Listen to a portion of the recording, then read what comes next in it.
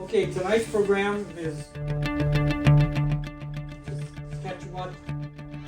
Sasquatch. He'll straighten me out. In Troy. Or was he in Troy? Yeah. Dr. Simon Hines is the director of the Institute of Resonance.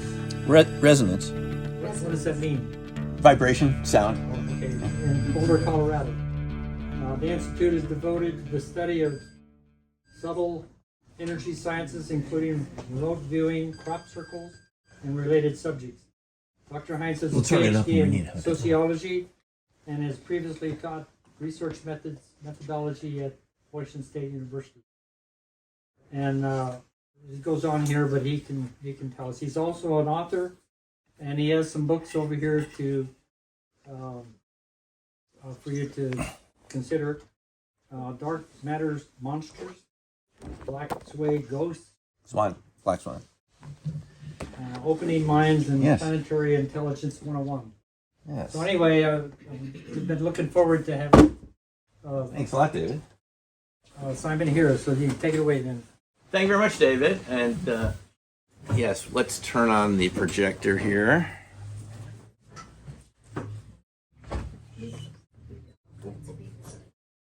See if you.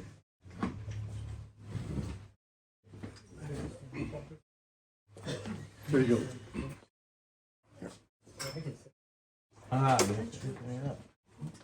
There you go. Let's see. It's warming up again. Well, thanks very much, David, and thanks for having me here tonight. It looks like it's a lot of interest in this topic, and it's a real honor to give you a presentation here because it was, a couple decades ago I got my PhD at WSU, and I've never talked about this topic in this area before.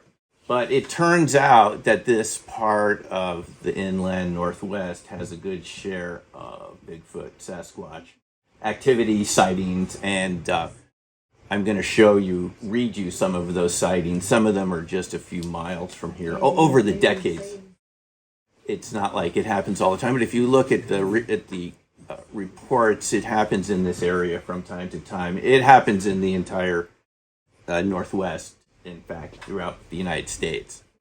So let's see. We need to get some signal here. So David wrote to me a couple months ago. He said, it'd be great to have a talk about Sasquatch and Troy. And as it turns out, there are sightings around here. There are sightings throughout this entire area.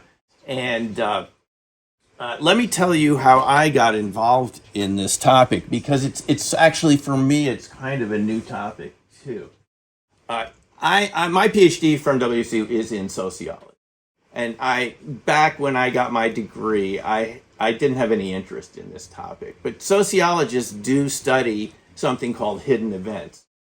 Hidden events are things that people experience that they don't want to talk about because they're afraid of ostracism or ridicule or getting fired from their job, or for whatever reason. The reason that pilots, and we've heard a lot about this on the news recently, pilots don't like to report UFOs, commercial pilots, military pilots, because it's not good for your promotional hearing whenever that comes around. I mean, anything can affect your promotional hearing. Having talked to lots of pilots, from civilian pilots, military pilots, and this is something you're thinking about years ahead. So in sociology, we look at these sort of impediments, these sort of structural reasons why people don't like to say what they see, because it could affect them in some way later on. And the Bigfoot topic is a lot like this, because if you start investigating it like I have in the past few years, you'll find that people will approach you and tell you their stories, and they may never have told their stories to anyone ever before, but they feel like at least you're crazy enough to share their story with, your secret safe with them. So they tell you these stories. So Ron Westrom was a sociologist who studied this, and it doesn't even have to be rare events. And the classic example, before we go into the Bigfoot topic, is just the subject of child abuse, which wasn't considered real until the 1960s. There had to be a series of national meetings between law enforcement and pediatricians and therapists and so forth, to actually, radiologists looking at bones and broken bones, to actually agree that this wasn't being caused by kids falling out of trees or bullies or thin bone structure. This is what the excuse was back before 1962 or so.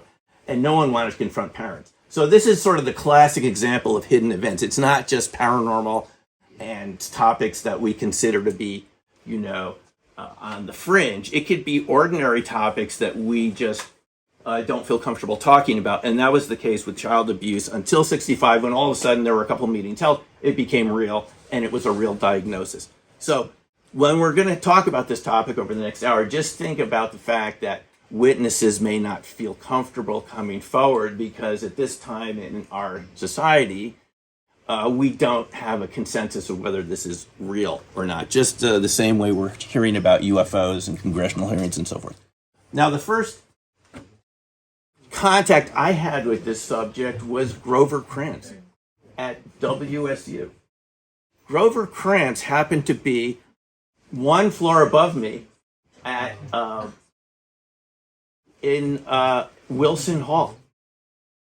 He was in the anthropology department, and I was in sociology. I didn't know Grover Krantz. I had friends who knew Grover. They would go over to his house. He gave them some really huge footprints, like a fellow here was sharing with us a few minutes ago before most of you came in. And I might have passed him in the hallway or in the elevator. We were only one floor apart.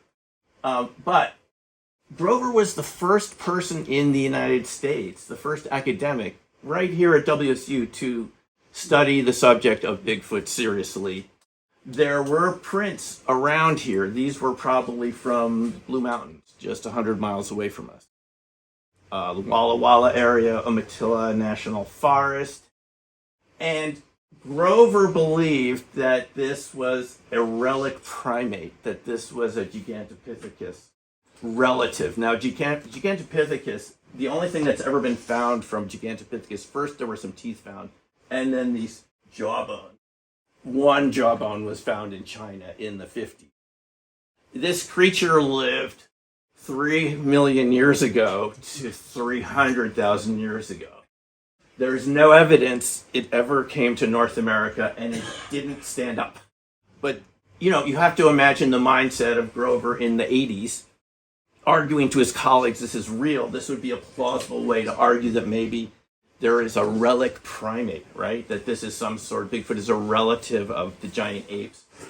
And it had crossed over the Bering Straits, and maybe what we were seeing here in North America was Gigantopithecus. And I want to show you over the course of the next hour why that seems increasingly less likely.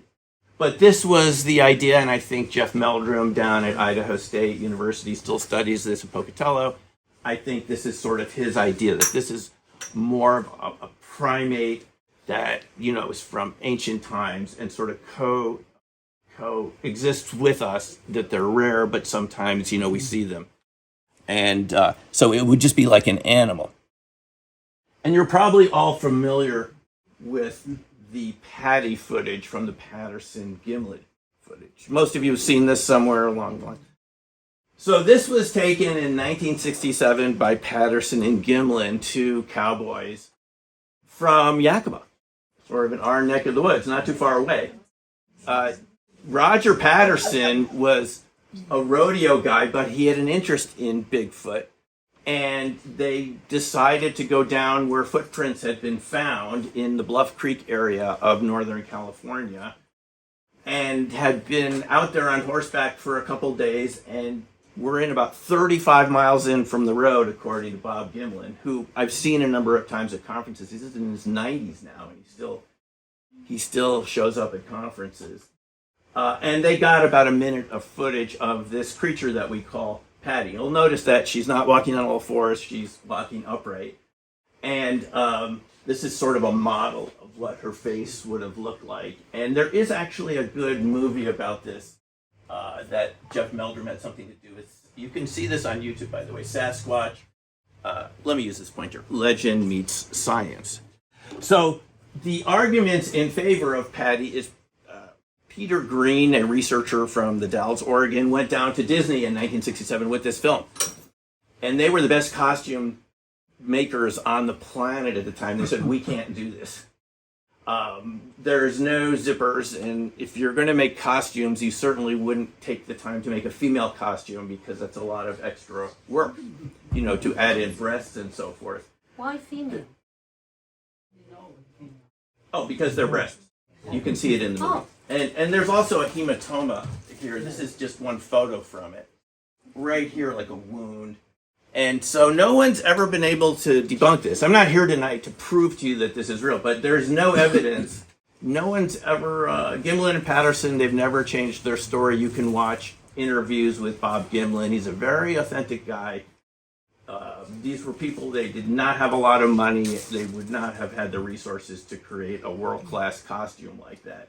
So anyone who's in this field of Bigfoot research believes this is real, from Grover Krantz to Jeff Meldrum and anyone else. I don't know anyone who doesn't think that this is actually real footage of a creature. And I actually happened to see this in the 70s as a preview to a movie. It was like a short documentary, like one of those short 10-minute documentaries. So this is sort of the film taken on 16 millimeter camera that kind of started it all. And I was listening to an interview with Bob Gimlin just earlier today that came across my YouTube feed. And he said it was the most painful thing ever because his wife worked in Yakima at the Savings and Loan Bank there, one of the banks. And they got ridiculed for 35 years because of this. He didn't make any money off it, and it was just no end of grief. So if you think people would deliberately fake something like this, think again. So do you think that this is some sort of large ape or not? So this is Patterson and Gimlin and Patterson. Again, two just ordinary cowboy guys. Patterson had an interest in this, and he actually ends up writing the first book that's ever written about Bigfoot. And you can still find this. It's Do Abominable Snowmen of America Really Exist. And it's just a book. If you take a look at it, there's like 7 incarnations of this book. He actually wrote this before the Patty sighting. So he had an interest in this. It's sort of a type of book a cowboy would write. It's full of very interesting news articles and clippings from the Bluff Creek area and newspaper articles from the 50s and 60s supporting the idea that this sort of creature exists. And this is actually based on real cases because Sasquatch and dogs do not get along well. If you didn't know this already, they tend not to get along very well at all. You need a dog.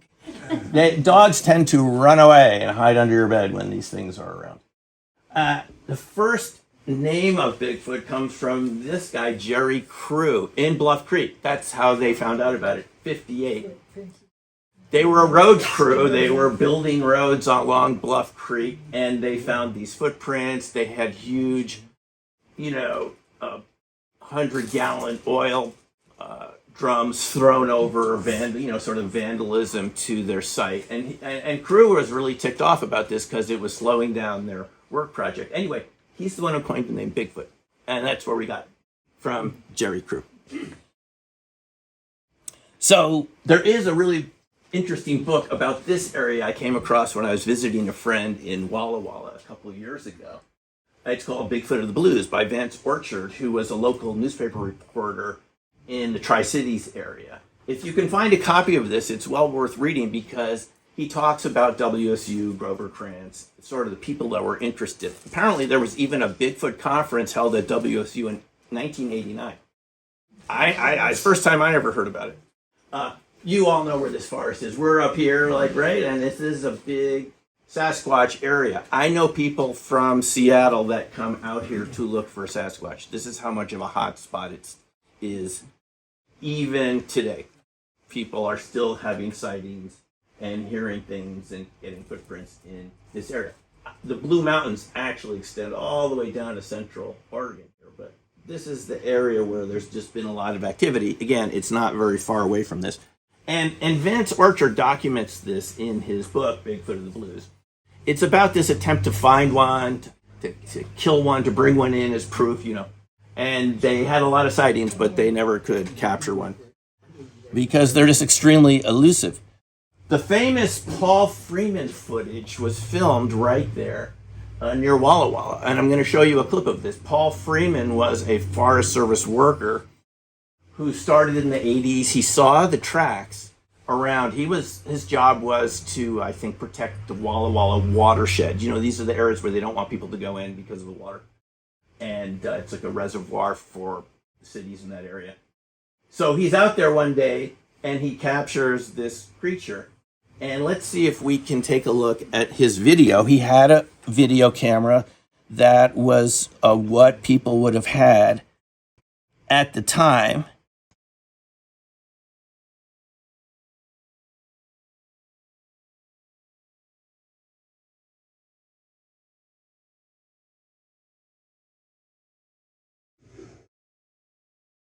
Jesus. So you could see that, right? It's right back there. Now again, Get up here where I'm seeing real quick. let's play it again. There's his son just recently wrote a book about I this, see much up through about here. Paul Freeman's life. He I passed away, hear the but brush popping and stuff. is this looking at front green steps? See?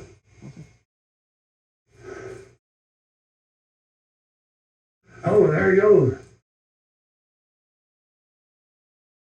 Pretty big. Jesus.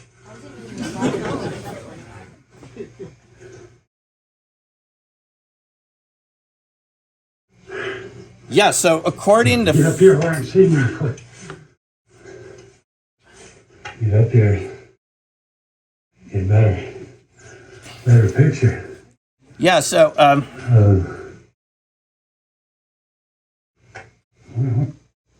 that's the Paul Freeman footage, and we can look at it again afterwards.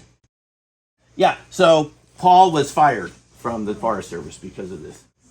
And if you listen to Forest Service workers, they are not allowed to talk about this. I have listened to interviews with Forest Service workers based out of U of I, Lewiston, who go back into the Orofino area, and have had encounters like this, you know, all sorts of encounters, and they've been told point blank, if you talk about this, you're going to lose your job within 24 hours. It's that serious. So if you're wondering why we don't hear more about these sort of encounters, again, for me as a sociologist, I'm not trying to tell you this is proof positive, but that's a good reason why people wouldn't be talking about it. The very people that would have the most contact with this sort of creature is because we don't know why the Forest Service doesn't want to talk about it. Same thing with National Park Service.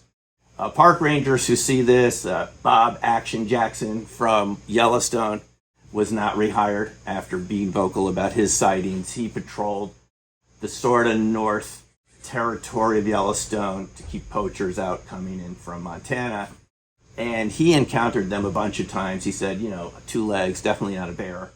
And he was also not rehired. So the Park Service says, you know, the green and brown, we don't want to scare people. Maybe that's the motivation. Maybe they don't want people deserting our national parks and forests. But there's a lot of people that are loggers and Forest Service workers have a lot of contact with it.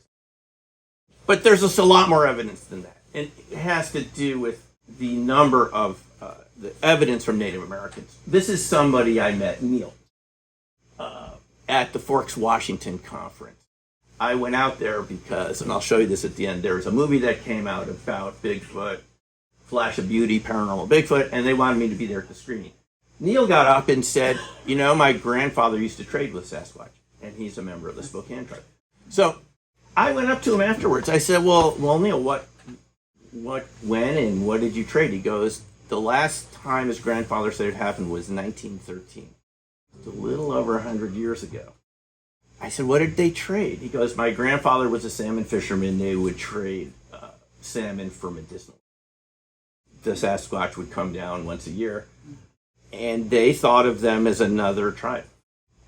Not a great ape. They said it was just a very distant tribe, kind of someone.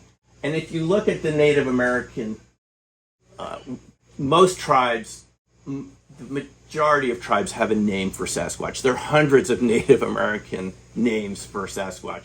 And they have all different ideas.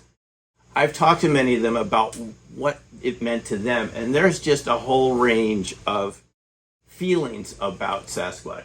The Lumi, the Quinaulta, and the Maka from the West Coast Olympic Peninsula also traded with Sasquatch. And Dave Paulides, who you probably have heard of, who's done a lot of research in Bigfoot, in his book, I'll show it to you in a second, Bigfoot, Wild Men, and something else, they held a press conference in 1924. Someone in Oregon had an encounter with Bigfoot, and the sheriff wanted to go out and form a posse and go get him. And 3 tribes held a press conference in 24, said, don't hurt them, we trade with them. So this idea of trading with Sasquatch is something that's pretty deep in our history, Native American history. It's not something to be easily dismissed.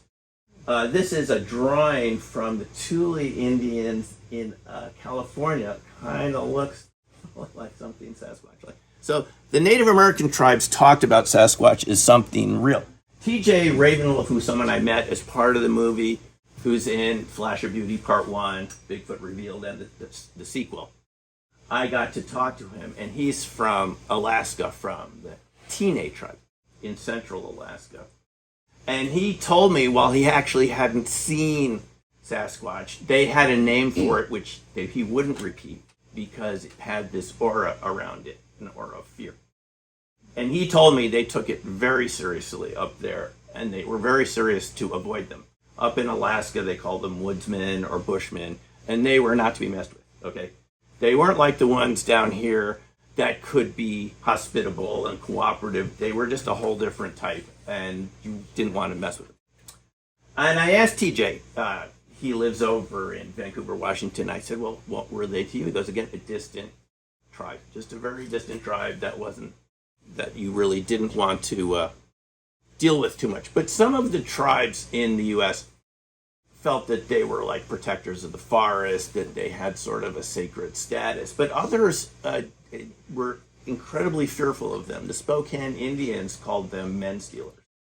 And a lot of the Northwest Coast Native Americans would talk about the Sasquatch coming in once a year to steal women and children. This is not a joke.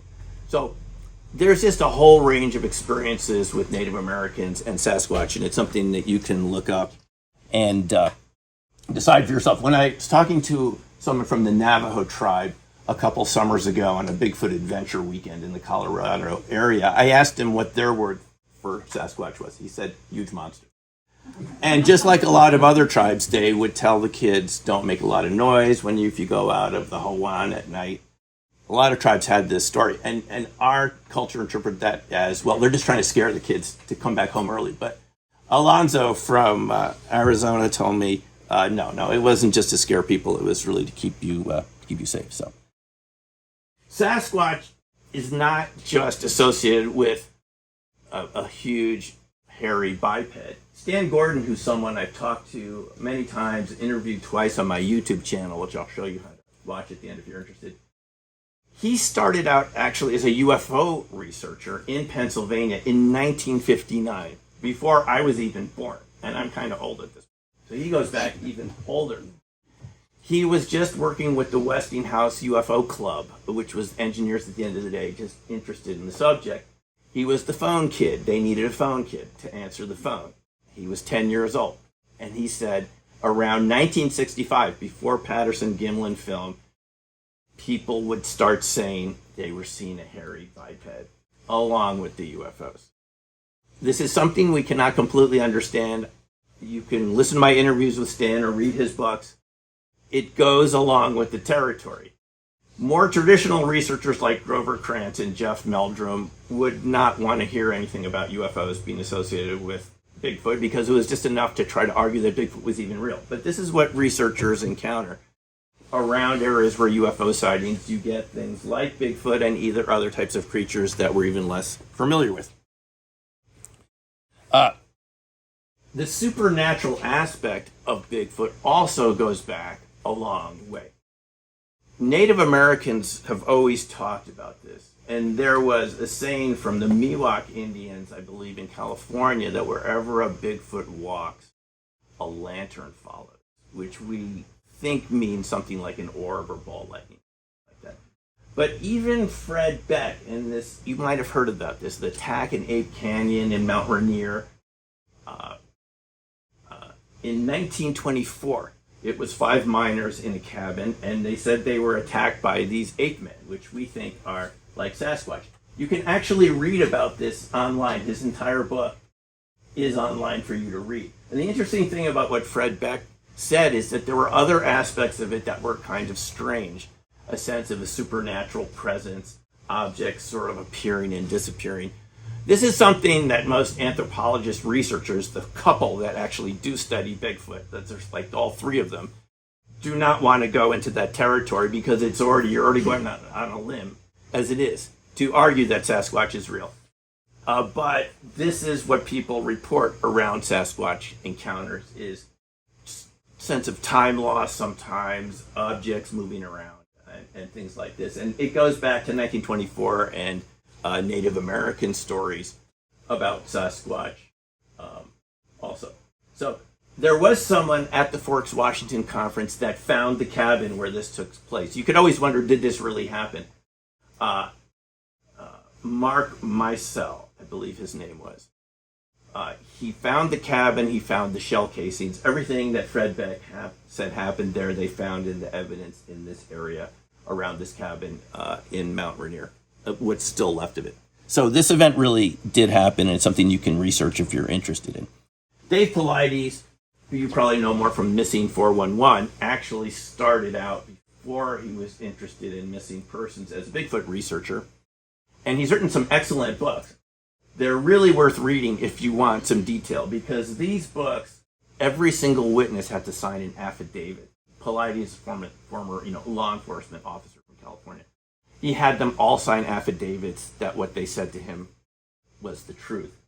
And he had Harvey Pratt, who's a forensic artist from Oklahoma, from the state police in Oklahoma, do these beautiful sketches. And they are just the most incredible, detailed drawings of Sasquatch in the Hoopa Reservation in Northern California, not far from Bluff Creek, by the way.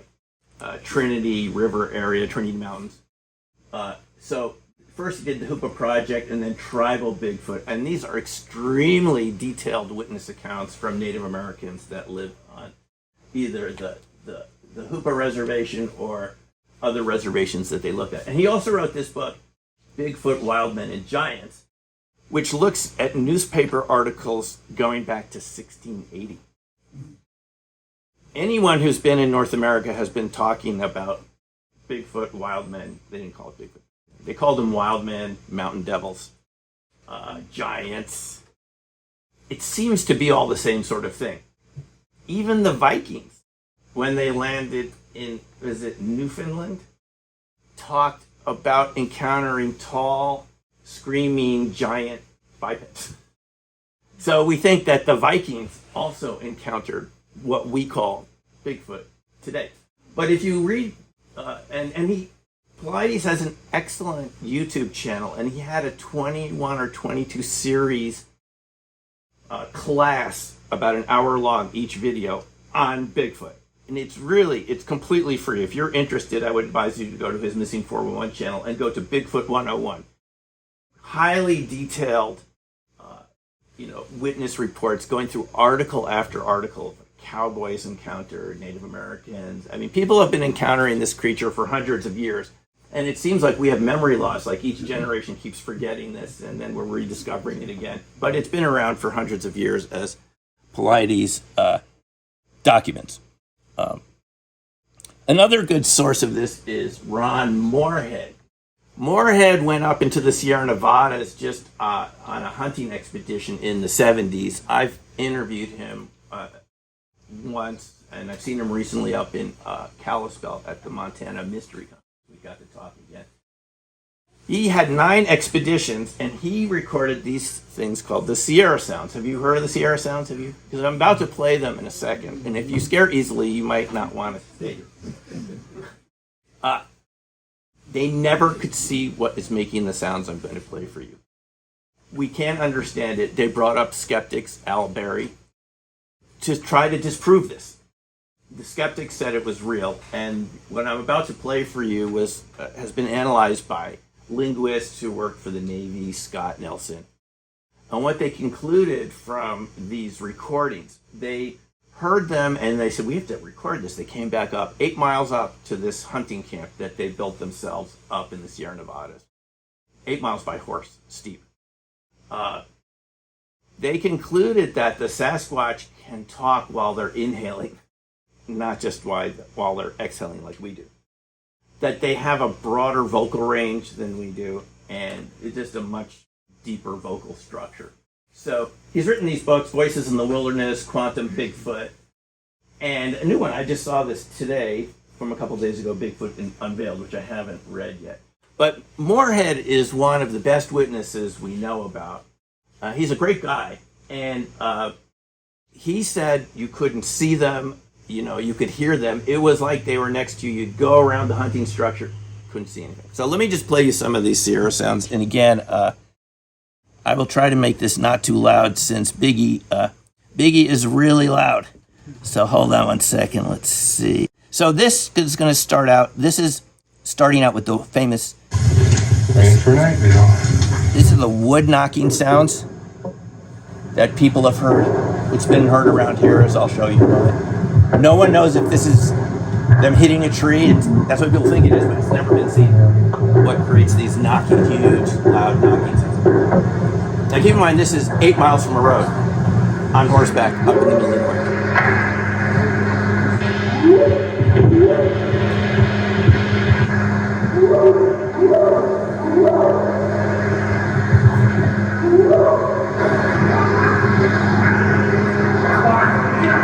And then Ron tried to imitate them, which he thinks now is a dumb idea because he doesn't know what they're saying. But he's going to try to talk back to them.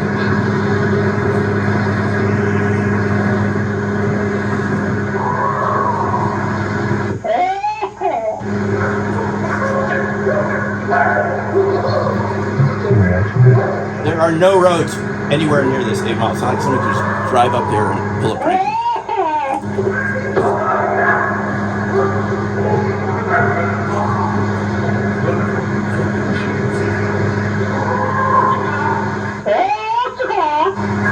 So,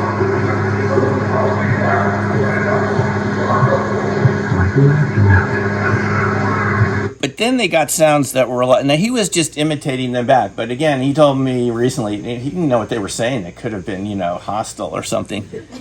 But this is a recording. This is right outside the hunting structure. This is going to sound really weird, but I asked him, they put mics into the wood. They were on the other side of the structure. They could hear this right on the other side. And this is what they recorded. It was two Sasquatch having an argument. They weren't sure what they were arguing about, except maybe who gets to go in and eat the humans first. It sounds really nasty. And again, we don't know. Scott Nelson said, the Navy linguist, this is a language. We don't know what they're saying.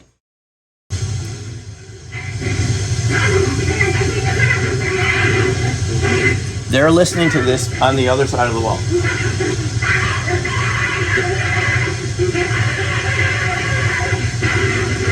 They did put food out there as bait. Maybe this has something to do with it. I asked Ron if 9 visits did they ever see once at a very far distance, the typical like Paul Freeman, and was gone. But this is, you would go out and not see what was making this sound. They have 4 or 5 guys up here at a time. So.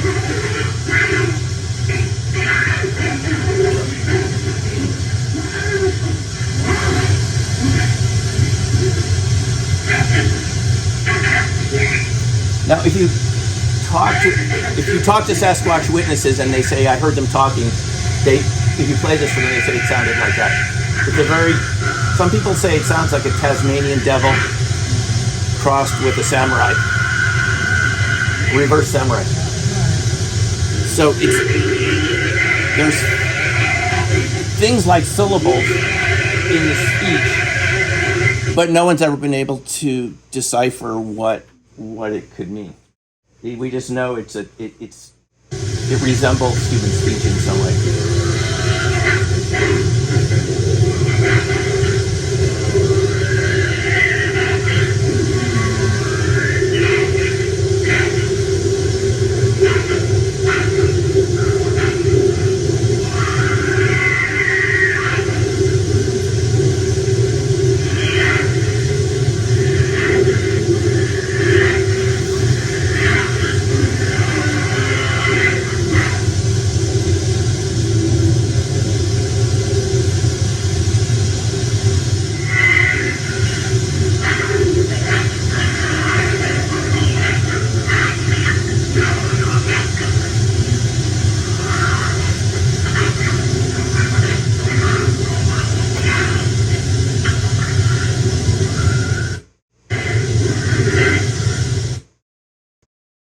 So they got hours and hours of this. If you look up Sierra sounds, you can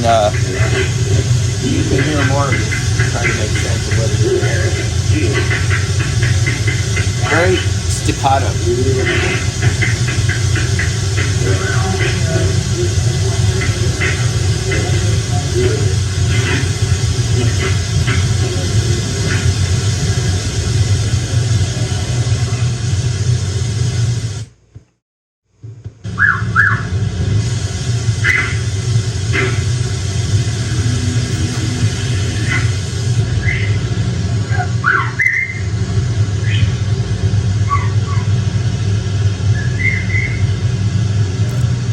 So the Bigfoot range of speech, it's vast.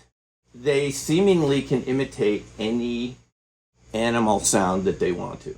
And what people have often described it as, it sounds like two owls communicating, but the owls sound too big. Or two coyotes communicating, but something's a little off. Just sounds a little too big and not quite right. And this is what I've heard from talking to witnesses many times is, it sounds like animals, but it doesn't sound quite right. So they can imitate animals, they can imitate birds, and they can imitate you. They can imitate you calling for your dog. This seems to be the creepiest thing, is you can hear yourself calling for your dog when you're in your house. I was recently interviewing a witness who we called Steve from Southern California, who had been up to this area in the Sierra Nevadas, and he said they had different instruments, including an Australian didgeridoo. And at 3 a.m., when they're all in their tents, they heard a didgeridoo coming back from the forest. So some people say it's like they have a hard drive in their chest, and they can just record any sound, and they're like ventriloquists. The Native Americans said this too. So let's go back to the slides again. So if you're interested, look up the Sierra Sounds. Ron's books are really good. Again, he concluded this is not just some sort of relic primate, that this is, he called it a quantum Bigfoot.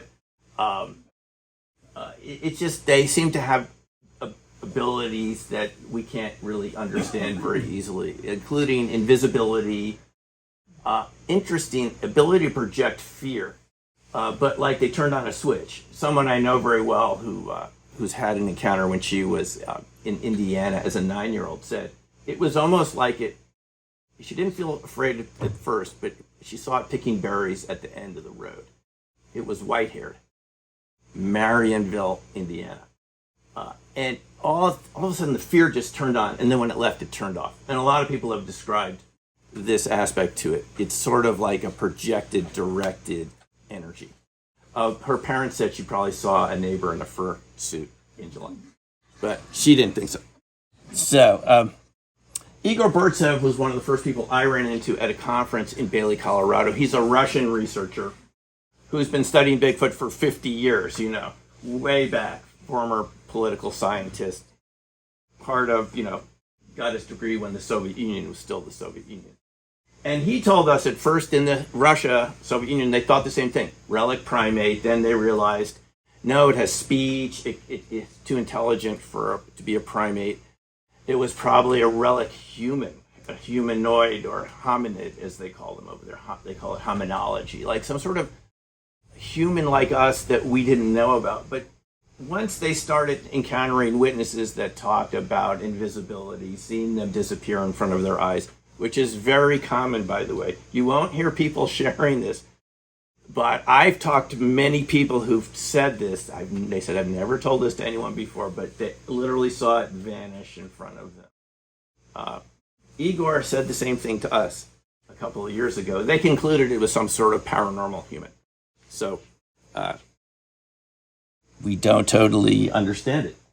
But we know the Forest Service keeps track of this because someone who worked for the Mount Hood National Forest, and I guess I'm allowed to show you these, doesn't say classified on it. She saw a Bigfoot reporting form, and she took a picture of it.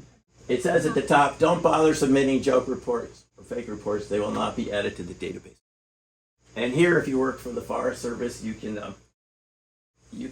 submit your reports. So it's pretty clear. And I think if you'll remember this, that the Army Corps of Engineers, when they were building the dams along the Snake River, Columbia, and so forth, they had a whole chapter on Bigfoot in their report. So you can see that too. This is something I was aware of a number of years ago too. So it seems that our government agencies keep track of this, but they don't tell us about it, which is not a surprise.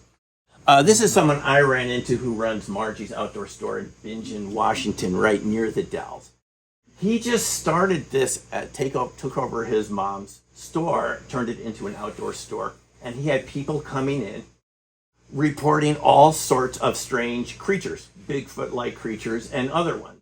I've interviewed him twice, and you can listen to the interviews, the types of things people encounter out there in the Columbia Basin, down by the Dalles.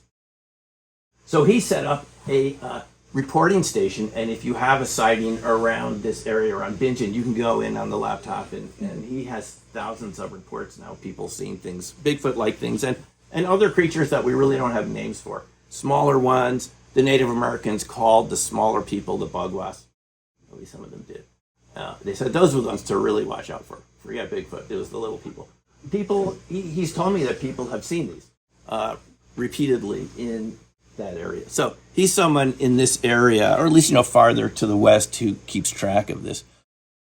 So the reports I want to tell you about now are sightings in this area, which actually I was really surprised when I first started studying this a couple of years ago. I mean, the way I got involved with this personally, since I did not study this at WSU and I did not know Grover Krantz, I mean, this started with me with a friend giving me Bigfoot socks as a gift. And she said there was this store in Bailey, Colorado, a museum, the Sasquatch Outpost. And I just happened to pass it one day, coming back from southern Colorado. And there it was, and I went in, and I couldn't believe that there were all these sightings just along the Front Range. I live in Boulder most of the time, and people had seen tree structures. This is one thing to watch for, odd-looking teepee structures, which you may think Boy Scouts have built, but they didn't, and footprints and so forth. So this sort of got me into looking, well, how common are these sightings? If you go to the BFRO.net site, you can look by state. This is just a fraction of all the sightings that are out there. They don't include anything weird in these reports. They don't want that. They just want, what did you see? They don't want about orbs and missing time or anything like that, which we'll talk about in a moment. But they do have every state. And if you look here, you can break it down. And for Idaho, look, there's Latah County. And you can see that every state in the United States has these sightings. I've even heard stories from Hawaii of people encountering mountain people up there, tall mountain people that could be Sasquatch. So Latah County, right around us, has had 6 official sightings. And I just wanted to read to you a few of what these were. Let's take a look at this again. So, where have they happened? There have been a number south of the rest stop on 95. Right there, coming into Potlatch. The most recent one actually was this woman. Maybe you know who this is, from 2017. She said she saw a red-haired one chasing deer at milepost 267 or something, just a couple of miles south of the rest stop. By the subways. I'm friends with the cop that interviewed her. Okay, so tell us. They went out and looked for tracks. They did, yeah. But where it crossed up on the hill was pretty rocky. Couldn't really find it. And she said she hit the deer because she was distracted by looking in the... There's a lot going on. She missed the deer, but she went to look in her mirror, when she hit the brake lights and just lit this thing up, and it had a deer under its arm. Yeah, that's right. And so her husband, the reason she was going back, traveling to Moscow was to pick her husband up because his rig was in the shop. Got it. Well, she completely forgot about picking him and just drove right to the cop shop. That's right. In Potlatch. In her guts, and just he said she was so wound up she seen something. She saw something. Yeah. So this is the report. You can read it right there. But we heard it from. What was your name? Jim Weatherford. Jim. So Jim told us this is the story from 2017, and it turned out there was another sighting there a couple years later. A woman said she saw one cross at 2 a.m. across the road, and she should have been able to see it in the field, just by Wiegand Private Road. Now, this sighting happened by Brinken Road, but the next sighting was just a mile south of there at Wiegand Private, and she said she should have seen it, it was gone, and when she got home, her dog was like really upset just being around her, which was really unusual. It's almost like the vibe, as Jim is telling us, she was so wound up that even the dog could see it. Let me read you just a couple of these other reports from the area. This one was from 2020 in Beauville. Now, this is just, if you read these, it is very typical of what people said. He's a disabled veteran. He's been hunting in this area a long time, and he heard the wood knocking sounds. Some of you probably know what road this is. It's a dead-end road south of Beauville, and he'd been hunting there for decades. He hears the wood knocking sounds. He gets a little afraid. It goes silent. Now, this is one of the typical aspects of a Sasquatch encounter, which leads me to believe that there's an electromagnetic component, is birds will stop chirping, crickets will stop chirping, it'll just go really silent. He noticed this, says, okay, I'm not afraid of anything. He puts a couple slugs in his shotgun, starts walking towards the wood knock sound, and feels like he should turn around and go the other way, which he does. And he says he hasn't been back there since. I had another friend in this area that had walked there too, and she said she got a very strange feeling all of a sudden with her dog and turned around. So this is sort of typical of, now I got to tell you something about BFRO. People, they're trained researchers that interview every single one of these witnesses. You can't just make something up for BFRO. They're going to send someone out or call you, and they're going to want to hear every detail. So these are all stories where these people have been vetted, and the researcher,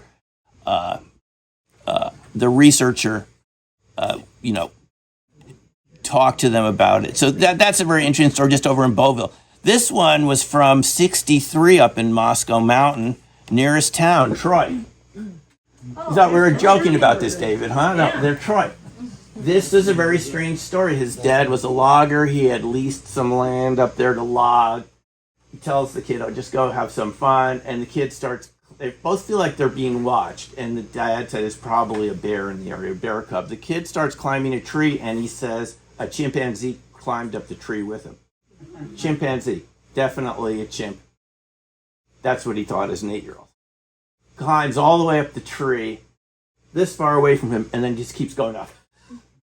And they noticed that the cattle in the area were extremely agitated, and other people they knew in the area said the cattle were extremely agitated up there, like something had been bugging them. So the dad thinks, oh, there must be a chimp loose. A lot of people think like the escaped gorilla theory. And they started calling around to see if there had been any circuses on the Palouse, and there hadn't been. So years later, this kid says, it had to have been a baby Sasquatch because there are no chimps in Idaho forest that we know about, but you'll often hear people will say it was like an escaped gorilla. But how many escaped gorillas are there in the U.S.? It's more likely to be a Sasquatch. So this is just another very, and you look how long and the amount of detail here. The dad said he was always armed when he went out after that, in case they encountered the chimp. Here's the cattle turning wild on people. So that's just, I measured where this would be just like 5 miles from here. But again, going back way to 63. Let's see, what about this one? This is coming down White Pine Drive from St. Mary's to Potlatch in 2004. People said in the car that they saw a green and black figure cross the road in front of them on White Pine Drive on 2 legs, with shaggy head was shaggy, couldn't see the face. And this is what they say, which is so common. It crossed the road in 2 steps. You know, typical state highway, not like we would cross, just big steps. So this is how we know that it's a Sasquatch type report. And let's see. This is one from 2005. I think this is near Idler's Rest, or maybe another area like that. These were people visiting the area. They thought it was a very big person and their dog, but as these creatures walked towards them, they realized they were both walking on two legs. They couldn't be there.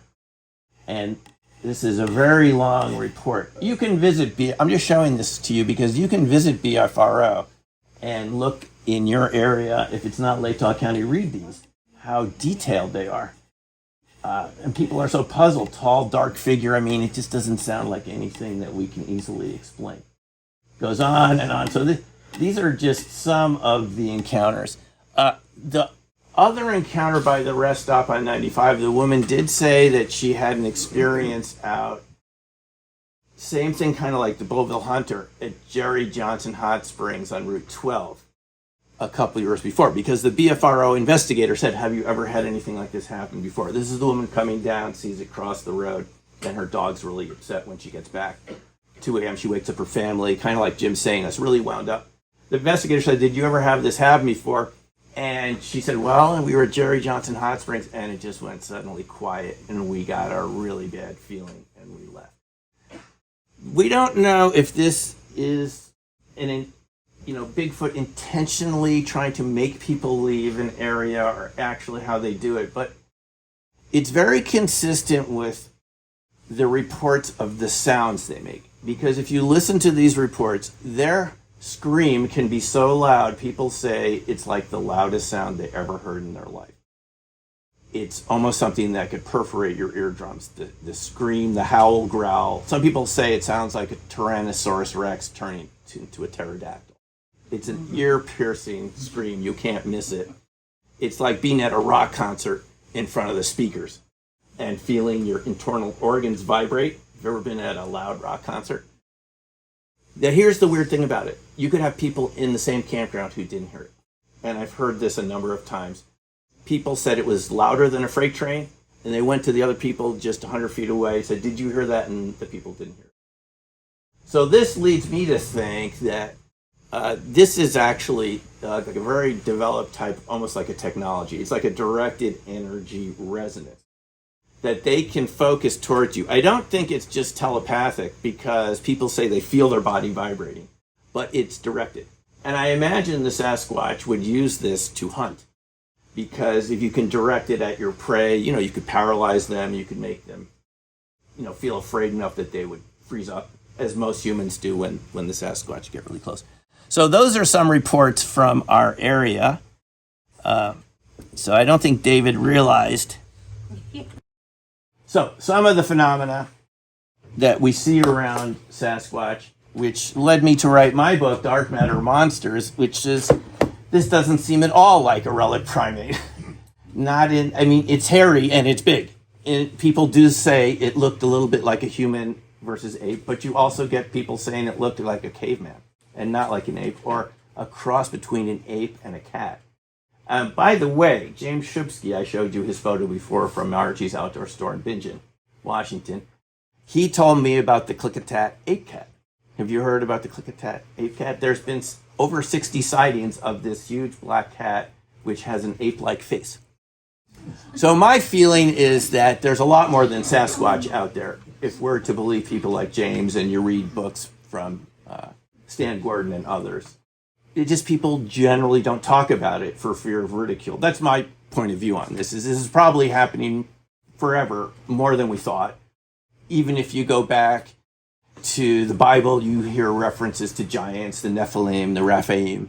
This is probably all real. It's just something about our culture doesn't feel comfortable talking about it. The types of phenomena you get around Bigfoot, which really piqued my interest, which really takes it out of the realm of being any sort of ordinary, even rare, ancient animal, is the sudden quiet, which I don't think we normally get around other types of animals. Camera and battery failure. I've talked to many witnesses who said they were just about to take a picture and their camera was completely drained, their phone. Car wouldn't start. You can read stories about this. Just when you want to get away, your car won't start. And they're looking in the window at you. It can be quite intimidating. And then they leave, the car starts again.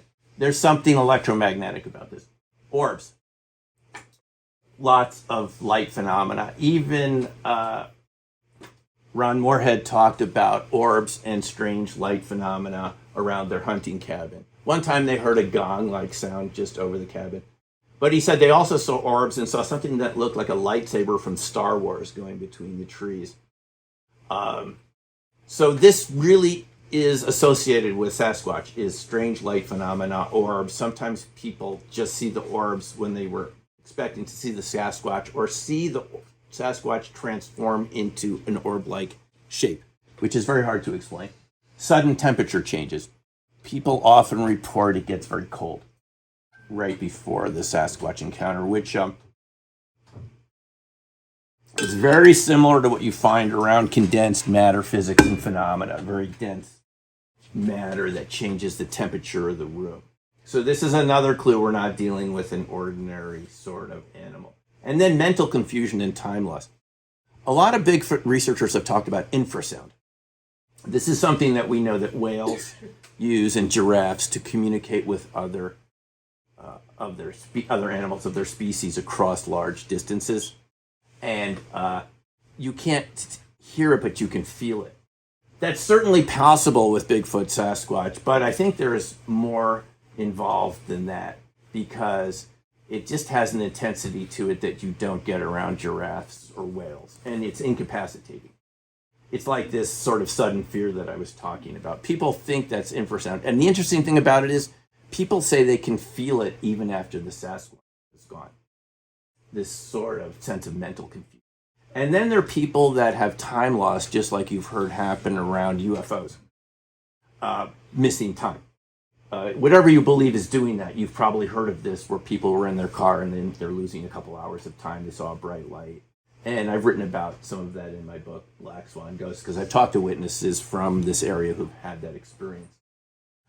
That's also something that happens around Sasquatch. People will be there, they're barricading themselves in their trailer, in the bathroom, and all of a sudden 5 hours have gone by and they're still standing there. Their dog is still standing next to them as if no time passed, but it's morning.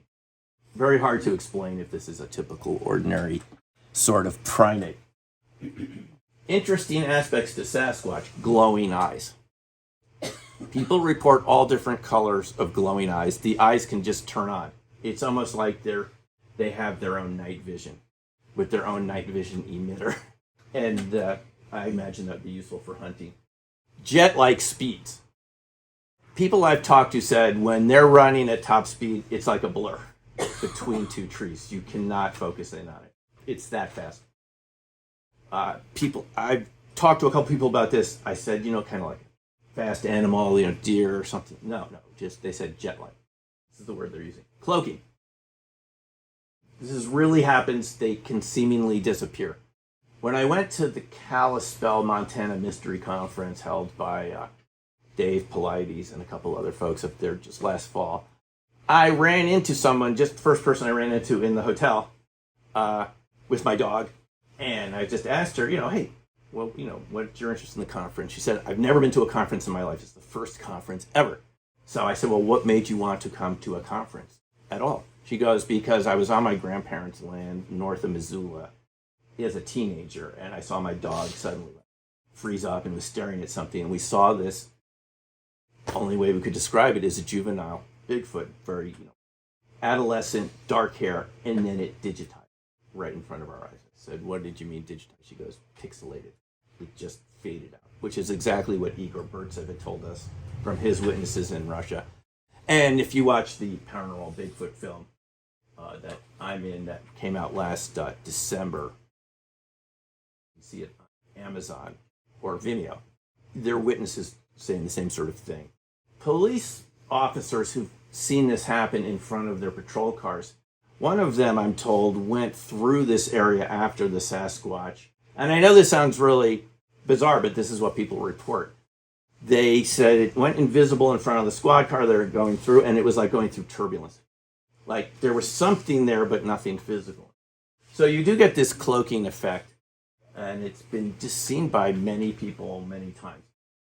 Super loud howls, screams that seem to be directed in one direction, and of course rock throwing. These are big rocks. Mostly they don't hit you with the rocks, they're trying to scare you away. And if you know people who've experienced this, it usually starts out as small rocks, and if you don't leave, it gets bigger.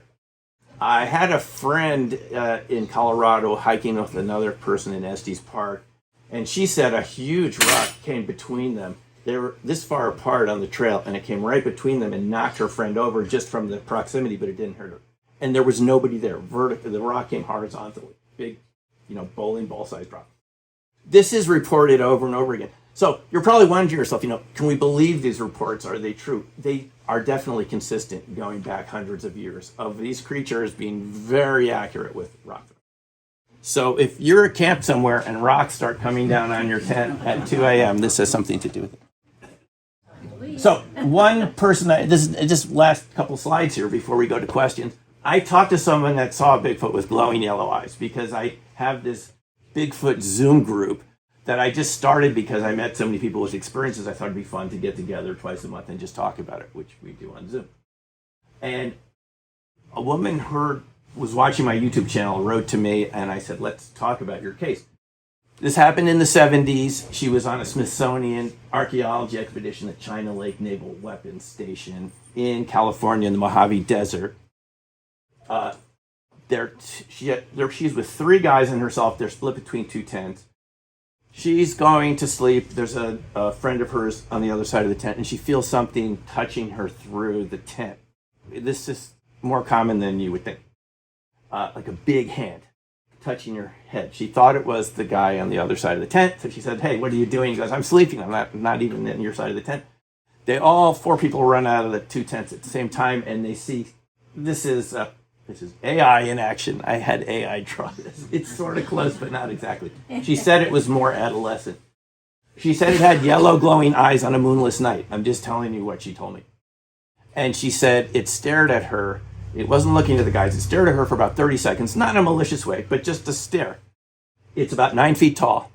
And she said it was the longest 30 seconds of her life.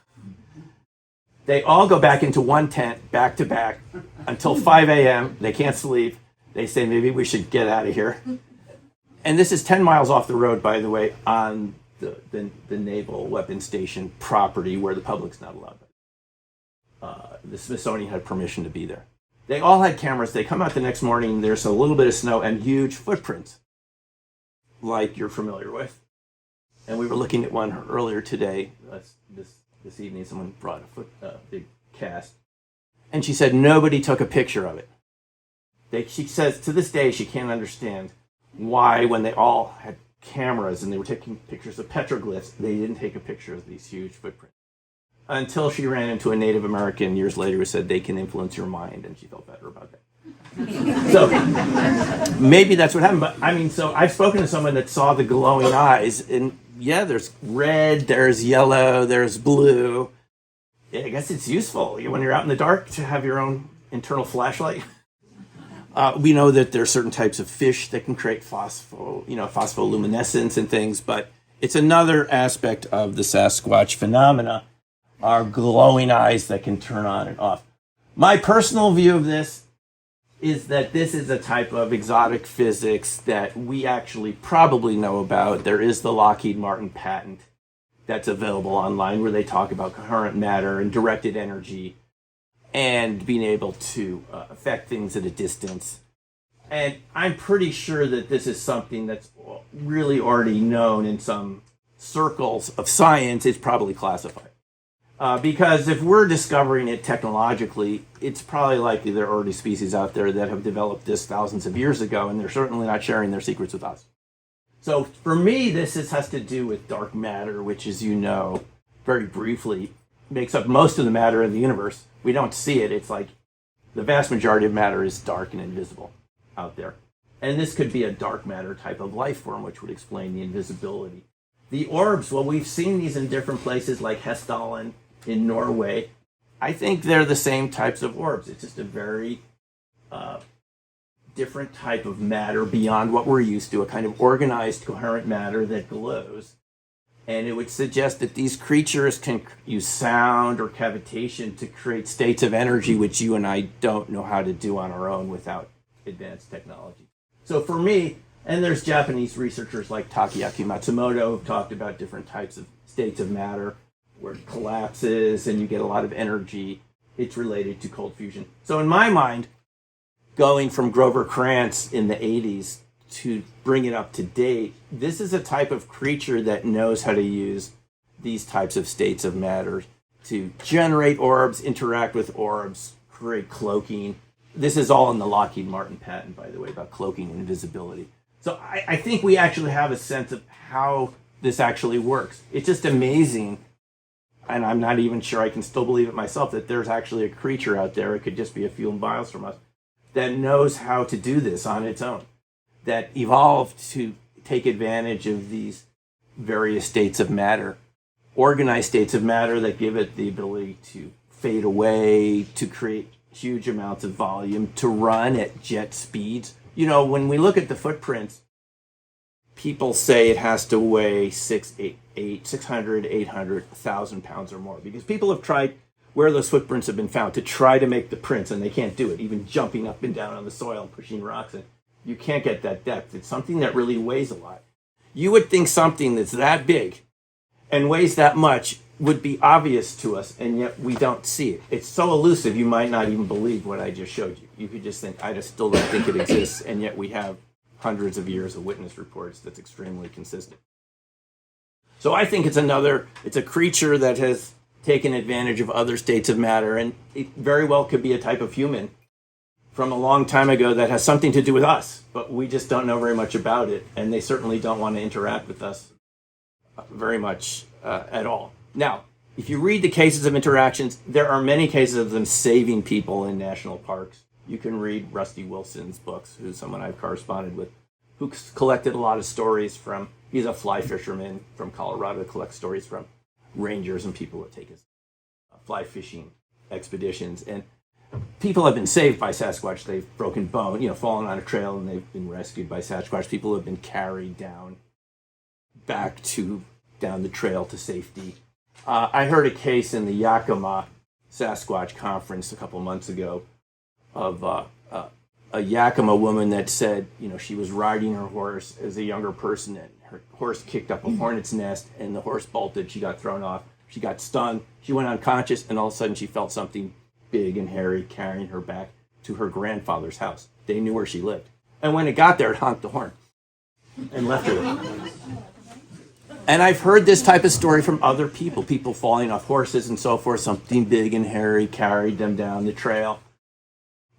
Kids being rescued in Glacier National Park, falling in streams, something big and hairy pulled them out and shook them off and left them there and stuff. So there are a lot of cases of them saving people, hunters and other people in very remote locations who probably would have perished. There's also hostile encounters where you go into their territory deep, back in Yellowstone or Glacier, places like this, where they don't want you and they can be really hostile too. So you get a whole range of behaviors, just like with people. So there's just a wide range of behaviors, and we should just take it should be taken seriously, and I think it's more important to talk about this more than keeping it quiet. We could start with the National Park Service, National Forest Service. They could share what they know. I mean, we're the ones paying for it. So this was just from the MontanaCon conference last fall. This is a particularly good author I like. I met Rob Alley in Forks. He's documented, he does the illustrations himself for his books. These are all cases from the Northwest coast up to Alaska, and he's documented a lot of cases of Sasquatch swimming and fishing and swimming out there and getting stuff from the bottom of the inlets and bays there along the Northwest coast. And we know that apes don't swim. So it even more removes it from the idea that this is a relic primate. But this is a good source of books if you want to read really nice condensed stories about Sasquatch with really cool illustrations, they're like grabbing your car and stuff.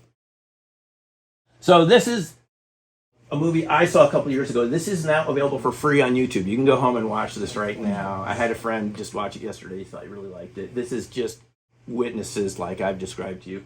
And this is the one that they asked me to be in to describe some of my ideas about it that came out in December. And again, you can find that on Amazon. And it just has many cases of witnesses seeing really strange things, people who didn't believe in this from the Northwest who saw the Sasquatch turn into orbs for real, they couldn't believe it either. People that saw them, but when they looked at the film, it was just like that shimmering predator effect, sort of invisible but kind of shimmering. A lot of really good cases in this, and we filmed the section I was in over at WSU and at Idler's Rest. So you might enjoy that if this topic is curious to you. Interesting. So, any questions? Thanks for listening. And any questions at all? Yes, sir, in the back. Do you have any theories about why no skeletons or archaeological remains have ever been found? Yeah, so there's a couple answers to that. You do read, like in Dave Paulides' books, of bones of giants being found over and over again for the past 150 years, especially in the Southwest, where they'd be preserved longer. They always end up at the Smithsonian, and the Smithsonian always says, we don't know where they went. So there's one idea that when they're found, they disappear. And I've read cases of archaeologists coming across this, and like in national park areas and stuff, and they're told, look, we don't want this type of publicity, just get rid of them. The other idea is it's kind of mysterious, isn't it? But we don't often find bones of really, really big animals very often in the woods. I mean, they usually, they disappear within a matter of weeks. But it's definitely a good question. So one angle is the conspiracy idea that someone's taking care of it, and the other idea is we don't really know exactly. But it's something we're curious about. Yeah. How do you know the ones on all fours if you've never seen? That's a good question. I'm glad you brought that up. One of the stranger aspects of this is when people describe being chased by these things or them running after them, they can go down on all fours and be really fast and then go back up on two legs. So they can switch between 2 and 4 legs really easily. And this is what makes it confusing for people. They thought they were looking, maybe at a really big bear, and then it's running on all fours, but it looks like a caveman, and then it's up on 2 legs. I interviewed someone like this. You can hear it on my YouTube channel. It was a radio talk show host, Gary Anderson.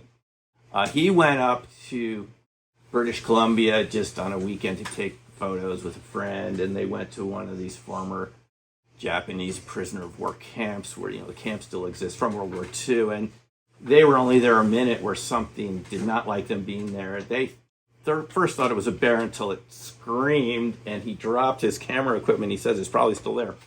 And they ran for the car. He said that went down on 4s, up on 2 legs. It was really disconcerting. There was some damage to the car. It threw something at the car. And the insurance covered it. They said it was something hit the car. But anyway, there's a range of experiences. You talk to some people, they say, I never want to see anything like that again. A lot of people don't even want to go out in the woods again after experiencing this because they're just too shaken up. I mean, I had a friend who encountered this after I started working on the book who lived in Arizona, and she didn't go outside hiking for a year. She drew what she saw out her window. It looked like that in northern Arizona at her family's vacation condo. 6 feet. And she didn't believe in this, by the way. She thought I was full of it when we had a talk a couple weeks later. This is what she encountered. She said it was 6 feet tall, squatting in a squatting position, and that she's an artist, and that's sort of what it looked like, sort of human and sort of like something else, very long arms. She said when it stood up, it was more like 12 feet, and they didn't go back there for quite a while. So people can get really intimidated by this. But anyway, sorry, I didn't mean to answer, young man. I didn't mean to answer your question in such a long-winded way. But there's 2 legs, 4 legs. Any other questions? Yes. Yeah.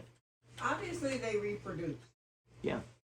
And if they're so scattered, how is this happening? I mean, It's a really good question. Like, they find each other, or they take two, So I remember reading a story of a woman that lived near the Dvorak Reservoir near Orfino, and she said that they would see them strolling out there, the whole family of them. The young ones, the bigger ones, they had binoculars. They could see them up on a mountain all the time roaming around out there. A lot of these people don't share their encounters. You probably know people like this because they feel it's like a special thing to have Sasquatch in your neighborhood. If you read Becky Cook's books, Bigfoot still lives in Idaho. She's a reporter from Idaho Falls who got interested in this topic, and she started collecting stories from hunters and other people. She said they're just all over the state. And when you read the stories, the people feel like it's sort of special to have a Sasquatch in your backyard. If they're kind of like non-hostile, it's kind of cool to have them around. So you don't tell anybody because you don't want anyone else coming in there. You'll see them once in a while. So people see them. I'm answering your question this way. People see them in family groups. And this is something I wonder about all the time. When I first started hearing about this 20, 30 years ago, it just seemed like some rare animal, and there may be like 1,000 in the U.S., and you kind of wonder they're probably clustered in the Cascades, out towards the West Coast there. But that's not what it turned out to be. They turned out to be everywhere. And the more I read about it, I just heard an interview of someone that saw them on Long Island, and I'm originally from New York way back in. You think they're actually seen in Delaware and Rhode Island and all these places. But that's a really good question. We see them with juveniles. People can tell they're juveniles, like that case from Moscow Mountain where they thought it was just a big chimp, and you thought later it was a Sasquatch juvenile. They have family structures, and this seems to be why they're so protective and occasionally hostile, is you're coming to an area where they have their families, and they're very protective of their young, and if you're around their young, they will behave like you would behave around your kids too. I mean, protecting them, they're very aggressive. But we don't know how many there are. We don't know how long do they live, and what are the population densities. How do they reproduce? By the way, they inbreed, and then pretty soon they're extinct. Right. Now, this is a good question, because Paul Freeman, his son, when he talked about his dad's experience, said that they knew 6 or 7 by name almost out in that area. They thought they knew that one that he filmed from the tracks. They would just see the same tracks over and over, and they said, these are female prints, these are male, and these are kids. And they thought they knew that there were like a certain number right around that area, and that the one that his dad filmed was one that they'd seen the tracks for years before. So it's a really good question, and something we don't have a lot of answers here, unfortunately. Yes? How many, you've given a good documentation of the ones that you think are real. How many fakes, though, are you aware of? Oh, I'm sure they exist. People, I mean, we see them every once in a while. People make a plastic Yeah. Bigfoot, go out and stomp around a campground. The thing about some of these tracks that people find, they are in the most remote locations. And you just wouldn't think someone would spend all that time hoaxing and then go out in the most remote location where, they would never be found, those prints. And here's the thing about a lot of these prints. They have dermal ridges and like the so-called metatarsal break. I mean, really fine, detailed aspects of mammalian anatomy that you just, I can't really see anyone faking dermal ridges. I mean, that's microscopic. So when you look at the prints and look at them really finely, people think that the vast majority of them, there's probably some fakes, no doubt about it. I mean, you're going to find this even in artwork or anywhere. There are going to be fakes here and there. But for the most part, they seem to be genuine, just, from the detail in the foot structure and the cast. I would say for the most part, what I've looked at, they seem genuine. If they look too even and the toes are all the same, that's probably not a real cast. Well, people see ghosts all the time. There's many more examples of people seeing ghosts. Lots of houses, people claim that they're there. They hear the noise. They hear the sound. They do. So they have to be paranormal, almost.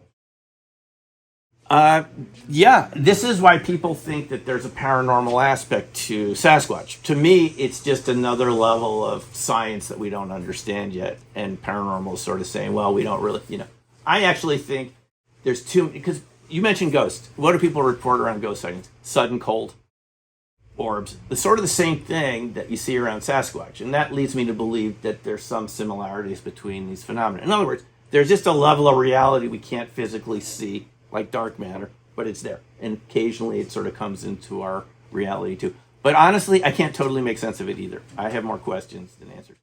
We either see or we think. What do you think we see? Is the Yeti and all the same family? I would say so, because these are seen in every country, pretty much. You hear reports from the soldiers. Our soldiers that were in Afghanistan, they had reports of these creatures over there. The Taliban there had a name for them. They didn't like them. They refer to them as giants. Kandahar giants. Kandahar giants. And same thing, glowing eyes. They could actually see their infrared scopes, which no mammals can see that type of infrared, but these creatures, the Kandahar giants, they could see something that isn't supposed to be invisible light range. So I would say, I read about them in the UK, in Germany. I mean, I don't think there's anywhere where they don't exist. It's really quite a mystery, isn't it?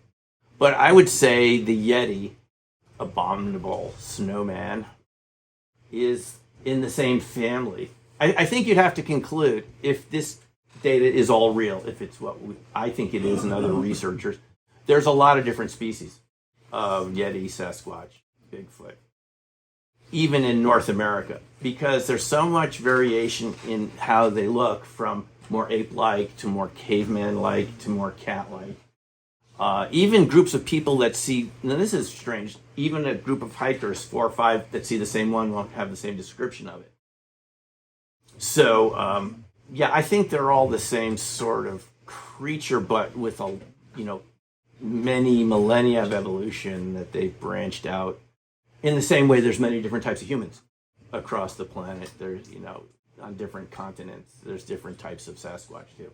It's really interesting to me how fear distorts so much of sometimes seeing and hearing, and how that might get shifted.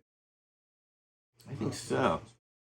And it's very hard to talk about. Again, the ridicule factor comes in. People that go out on a limb to study this, it's not really going to help your prospects for getting grants and getting promoted. I mean, people in academia think about those things. They think about tenure, right? They think about grants. That's huge for any scientist. That's your lifeblood, or grants from NSF and different government agencies. And if you talk about this, it's like being against fluoridated water. Okay, you're going to be criticized immediately, even though there's a lot of science to support what you're saying. You can't have an honest discussion about it. We have not had an honest discussion about Sasquatch in this country yet, as far as I'm concerned. So eventually, I think it's, whether you believe what I presented or not, whether you're a skeptic, it doesn't matter.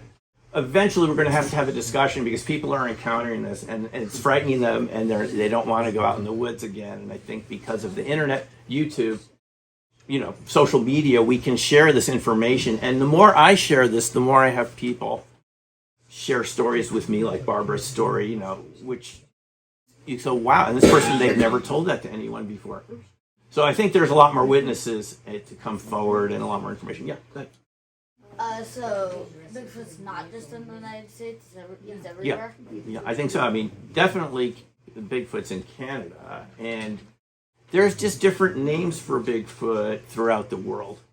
But the behaviors of it seem very similar. So as hard to believe as it is, it seems, my view on it is, there's another type of human that coexists with us that we're not very familiar with, which seems almost unbelievable given the impact we have on our planet. And that we think we've seen everything, and we have satellites and Google Earth. Like, we don't think there's anything out there we haven't seen, and yet this seems to suggest there's another type of ancient human that, in my view, that has abilities that we don't have or don't know we have, that's been around us and is so elusive. We just have this feeling in this age we live in that everything that exists we would know about by now. We're even having hearings on UFOs, UAP in Congress. That's on the news. Yeah, finally. Yeah, so that's being discussed as it's something real. But the Sasquatch cryptid, there are other types of cryptids out there too that people experience, and we don't even know what to call those. Stan Gordon, I asked him about this. He thinks they're variants of Sasquatch. Like Bigfoot has all these variants that look more dog-like, more cat-like. Nobody knows. There are really no experts in Sasquatch. I'm certainly not one either. We're just doing our best to look at the evidence and kind of reach a conclusion. But I sort of wonder whether there's a government vault somewhere where they know more about this, since the government administers so much land, whether it's BLM or National Forest Service, right, or national parks. So maybe someone does know more about it. Yeah. So I hear you talking about dark matter. What do you think about dimensionally moving?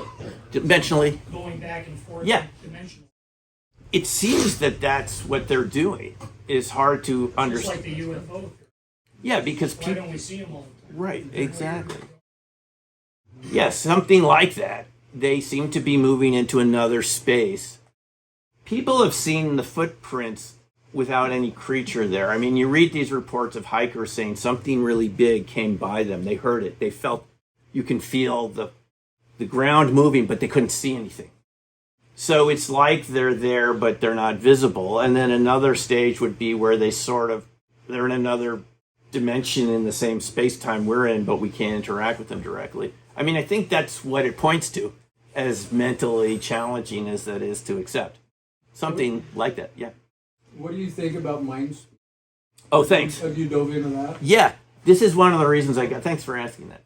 One of the people I met early on in Colorado had told me about this encounter in her house when she saw one in her mind's eye, and then she heard the howl, and she didn't know what was going on, but her friend in the kitchen downstairs saw the exact Sasquatch through the French doors near Colorado Springs. And it was exactly like she had seen in her mind's eye. So a lot of people talk about this mind speak, and sometimes this precedes a physical encounter by a couple days or a couple weeks. As people in remote locations camping or something will start hearing a voice speaking in their mind that, sounds intelligent, but they don't know where it's coming from before they meet the Sasquatch. So the Sasquatch do seem to have this ability to broadcast into your mind, however they do it. Again, with this theme of directed energy, something like that. And people have described it as a muddy sounding voice, sometimes where it's told them on a trail to go this way, not that way, and help them, or trick them to go this way when they shouldn't have gone that way. You get both. Yeah. And then other people have described it as a kind of a mechanical computer sounding voice. So what I'm not sure is that the way their voice sounds, or is that how your brain is interpreting it? Going back to someone's question, we don't know exactly. But yeah, the mind speak telepathic aspect is a pretty big component of it, that you may know people who have experienced this. So yeah. What do you think of this? I'm not sure. What's the question? Todd standing up in Canada. I mean, I've watched his videos. Some of it looks like the real deal of them going up those slopes faster than any human. If you've heard stories about how fast they can climb, someone was telling me about some people he knew that were hunting elk in Riggins, and this thing went like straight up, steep Riggins area. They couldn't catch up to it even with their vehicle with the switchback. It was straight up, and Todd Standing has some video that looks like that. But I'm not sure. I have to say it's like a gray zone for me, this stuff. It could be real. I'm not sure. One way or another. Anything else? Simon, why don't we Yes. we'll officially close Sounds good. the meeting, except you're here for answers. Yes, if anyone wants to Yes. get a book signed or just take a look, I've got bookmarks there. You're welcome to take a bookmark. You're welcome to come up and talk, share any stories. But thank you very much, David. This was a lot of fun. Thanks. Okay, well, it's not over.